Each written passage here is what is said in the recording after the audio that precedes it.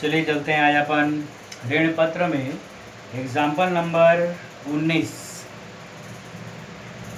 जो भी हम लोग बनाए थे संपत्ति और दायित्व के संबंध में, तो उसको ध्यान रखना है कि जब भी एंट्री करेंगे तो विकलन पक्ष में भी हमको एक लाइन जगह छोड़ना है और समाकलन पक्ष में भी एक लाइन जगह छोड़ना है। एक लाइन जगह छोड़ने का उद्देश्य यही होता है कि अगर दायित्व का योग अधिक है तो दायित्व में से संपत्ति घटाने पर जो अंतर की राशि निकलेगी ख्याति, उसे डेबिट किया जाएगा। और अगर मान लो संपत्ति विकलन है यानी संपत्ति का योग अधिक है तो संपत्ति में से दायित्व को घटाने पर जो अंतर की राशि आती है वो कहलाता है पूंजी संचय और उसे दायित्व पक्ष में लिखा जाता है, समाकलन किया जाता है। इसीलिए जो है एक लाइन जगह यहाँ पर छोड़ना अनिवार्य है। ठीक है, तो अपन देखते हैं इसी में एग्जाम्पल नंबर 19 दिया हुआ है। मोहित लिमिटेड ने राम लिमिटेड की संपत्तियाँ राम लिमिटेड की संपत्तियाँ 8,40,000 रुपये में खरीदा। कितने में खरीदा? 8,40,000 रुपये में खरीदा तथा दायित्व 80,000 रुपये। दायित्व कितने में लिया? 80,000 रुपये यानी देना है। दोनों 7,20,000 रुपये में खरीदा। दोनों मिलाकर कितने में खरीदा? उसने 7,20,000 रुपये में खरीदा। भुगतान 9% ऋण पत्र के निर्गमन द्वारा किया गया।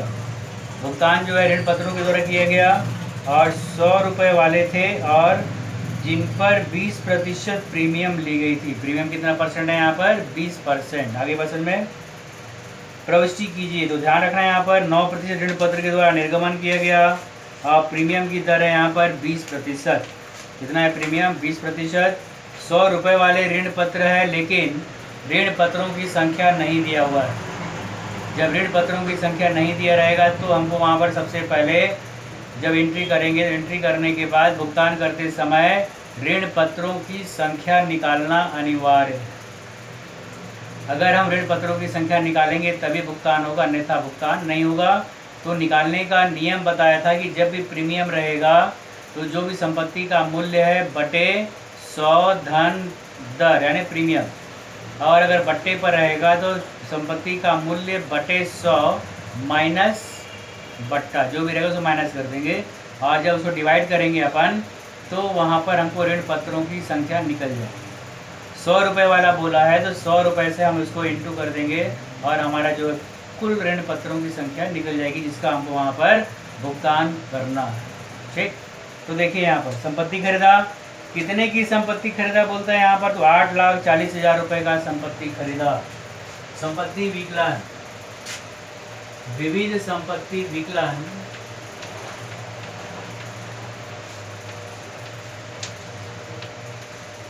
संपत्ति विकलन कितने का संपत्ति खरीदा? 8,40,000। कितने का संपत्ति खरीदा? 8,40,000 रुपये का संपत्ति खरीदा। फिर एक लाइन यहाँ पे और कुछ नहीं संपत्ति हमारे पास, तो ऐसे कंडीशन में एक लाइन यहाँ जगह छोड़ देंगे। जगह छोड़ने के बाद यहाँ लिखेंगे अपन टू दायित्व।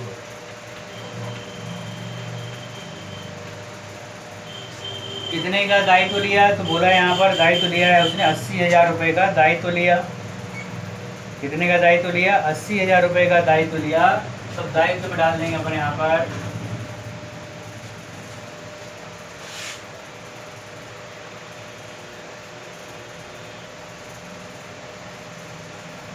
दायित्व कितने का देख लो, 8,40,000 रुपये और दायित्व था यहाँ पर 80,000 रुपये। दोनों को लिया मिलाकर 7,20,000 रुपये में खरीदा। दोनों को मिलाकर कितने में खरीदा? 7,20,000 रुपये में खरीदा। तो टू दायित्व हमारे पास कितना है यहाँ पर? 80,000। इसके बाद जो है कितने में खरीदा? 7,20,000 रुपये में खरीदा। किससे खरीदा? उसका नाम दिया हुआ है यहाँ पे क्वेश्चन में, देखो नाम दिया हुआ है राम लिमिटेड की राम लिमिटेड से खरीदा। किससे खरीदा? यहाँ पर राम लिमिटेड से खरीदा। तो टू दायित्व टू राम लिमिटेड।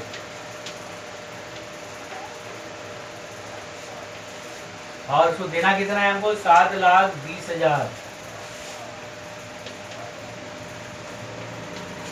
अब यहाँ पे निकालेंगे टू 7,20,000 और 80,000 दोनों का योग लगाते हैं, 7,20,000 और 80,000 दोनों का योग लगाते हैं तो ये हो जाता है 8 लाख। लेकिन खरीदा कितने में उसने? 8,40,000 में। तो 8,40,000 में जब इसको माइनस करते हैं अपन 7,20,000 और 80,000, 8 लाख को माइनस करेंगे तो अंतर की जो राशि निकलेगी, बात समझ में आ रहा है? अंतर की जो राशि निकलेगी वह कहलाता है पूंजी संचय। क्या कहलाता है वो? पूंजी संचय। तो अब यहाँ लिखेंगे अपन 2 पूंजी संचय, और एक पूंजी संचय का अमाउंट आ जाएगा हमारा 40,000। पूंजी संचय का अमाउंट कितना आ जाएगा यहाँ पर? 40,000। और इस प्रकार से नरेशन दे देंगे संपत्ति खरीदा।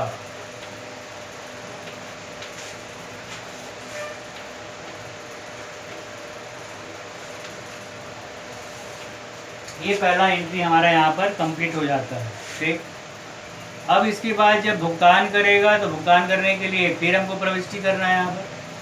तो भुगतान करते समय देखते हैं, बोला है यहाँ पर 9% ऋण पत्रों के माध्यम से भुगतान किया। किसको भुगतान करेगा? किससे खरीदा था? राम लिमिटेड से खरीदा था। किससे खरीदा था? राम लिमिटेड से खरीदा था। और अब राम लिमिटेड को ही भुगतान करना है। तो भुगतान करने के लिए अब अगला एंट्री होगा हमारा यहाँ पर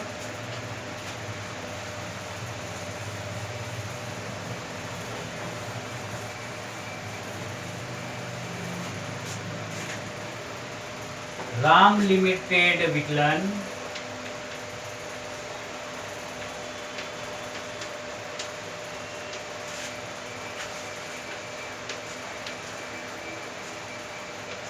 टू 9% ऋण पत्र टू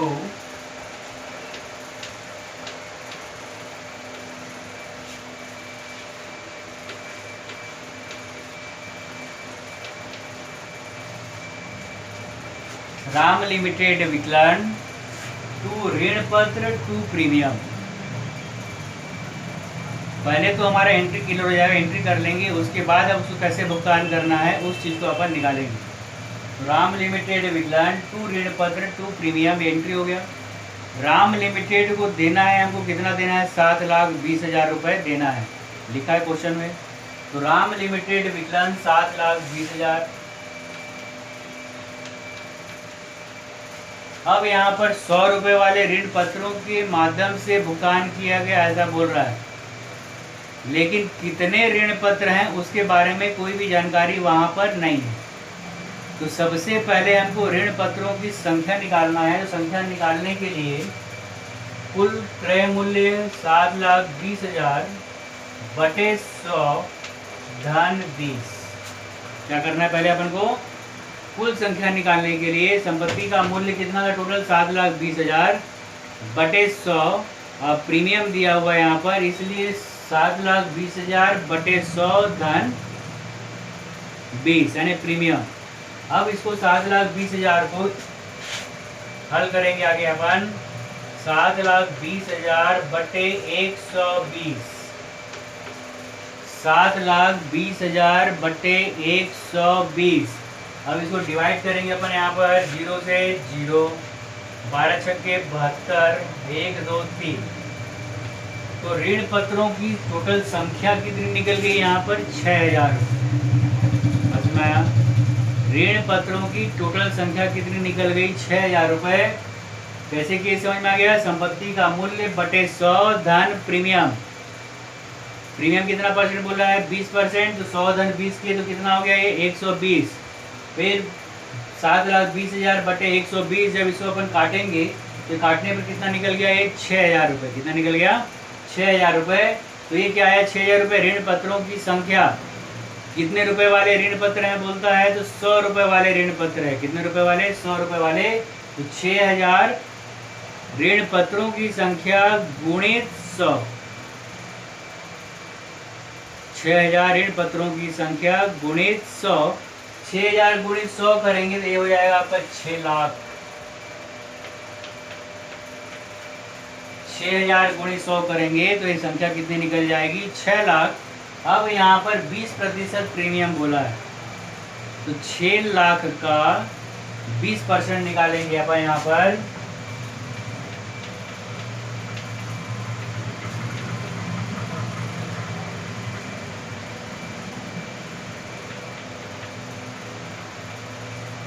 ये आएगा 1,20,000। 6 लाख का 20% निकालेंगे तो ये निकलेगा 1,20,000। प्रीमियम में लिख दिए अपन, आ गया 1,20,000। सीधी सी बात। राम लिमिटेड विकलन देना है 7,20,000। ऋण पत्र से दिया है, टू ऋण पत्र गणना की संख्या आ गई 6,000।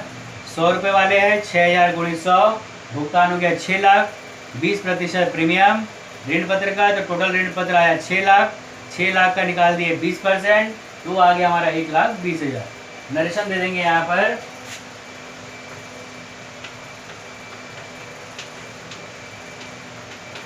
भुगतान किया, नरेशन क्या दे देंगे, भुगतान किया। ये काम हमारे यहाँ पर कंप्लीट हो जाता है।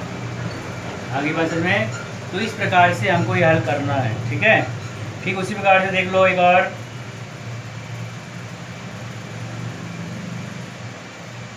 एक्स लिमिटेड ने, एग्जाम्पल नंबर 20 देखेंगे। एक्स लिमिटेड ने वाई लिमिटेड की 6 लाख रुपए मूल्य की संपत्तियां और 20,000 रुपये मूल्य के दायित्व खरीदे। संपत्ति कितने का खरीदा, 6 लाख का। तो वैसे काम करोगे, संपत्ति विकलन टू दायित्व किससे खरीदा, वाई लिमिटेड से, टू वाई, और अंतर की राशि निकल जाएगी टू पूंजी संचय।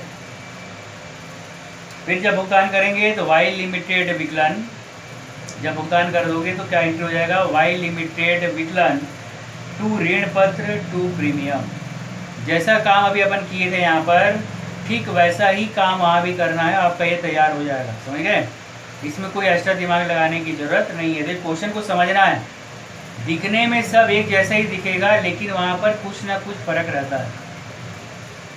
और ये तभी बनेगा जब आपका पूरा प्रैक्टिस रहेगा, तो ये बनेगा। तो इसलिए ये होने के बाद आपको डेली ऋण पत्र हो चाहे अंश पूंजी हो, उसका प्रैक्टिस करना है।